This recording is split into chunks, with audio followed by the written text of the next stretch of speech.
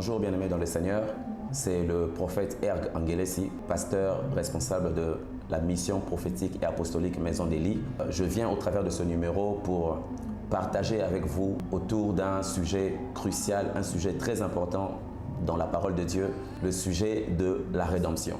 Vous savez, la rédemption, c'est le mot le plus important de toute la Bible. C'est le thème central de la Bible. Vous savez comme moi que la Bible a été écrite dans une période de au moins 15 siècles par plusieurs auteurs. Mais quand vous regardez aux 66 livres de la Bible, vous allez vous rendre compte qu'il y a une harmonie, il y a une cohésion, il y a une cohérence. Pour la simple raison, toute la Bible a été écrite pour nous parler de la rédemption. Mais il est important que nous puissions comprendre c'est quoi la rédemption. Lorsque nous parlons de la rédemption, vous devez savoir une chose, c'est que ce concept a deux racines.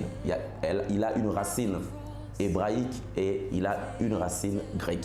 Je vais vous épargner les noms, les dimensions linguistiques liées à ces deux racines hébraïques et grecques, mais je veux simplement nous dire que dans le concept hébraïque de la rédemption signifie tout simplement le rachat. Le rachat.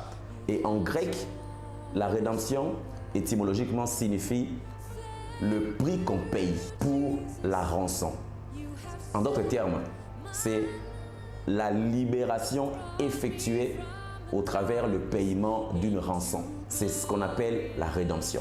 La Bible a été écrite pour nous amener à vivre et à expérimenter la rédemption. Bien-aimés dans le Seigneur, si le monde a été visité par Elohim lui-même au travers du Messie, c'était tout simplement pour amener la rédemption. Alors de manière simple, c'est quoi la rédemption? La rédemption, c'est la restauration à l'état initial. C'est quoi la rédemption? C'est la délivrance. C'est quoi la rédemption? C'est la libération. C'est quoi la rédemption? C'est retourner à la position originelle. L'homme a péché en Éden. Et avant que l'homme ne pêche, il occupait une position d'autorité, une position gouvernementale.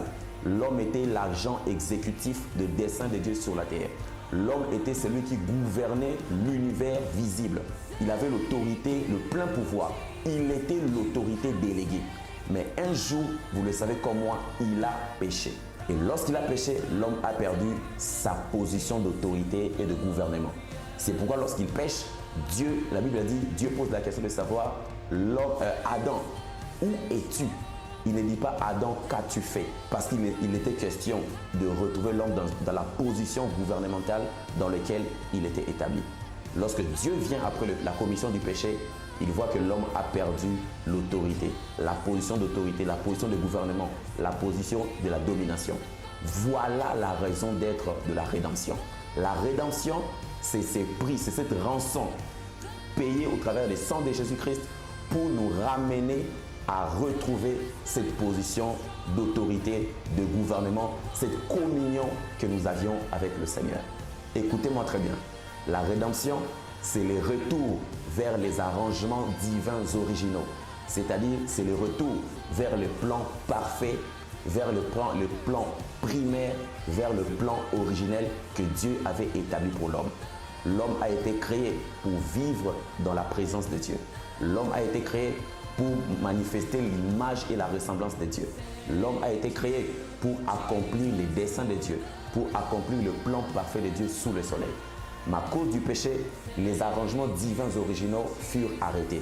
Les desseins de Dieu ont été avortés. Voilà pourquoi il fallait qu'il y ait rédemption. Il fallait qu'il y ait rançon pour libérer la descendance d'Adam. Et la rançon a été payée au travers le sang de Jésus-Christ. Voilà ce que nous appelons la rédemption. C'est la libération qui est effectuée au travers le paiement de la rançon.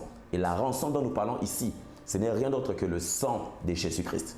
Sous la loi, il n'y avait pas eu la rédemption.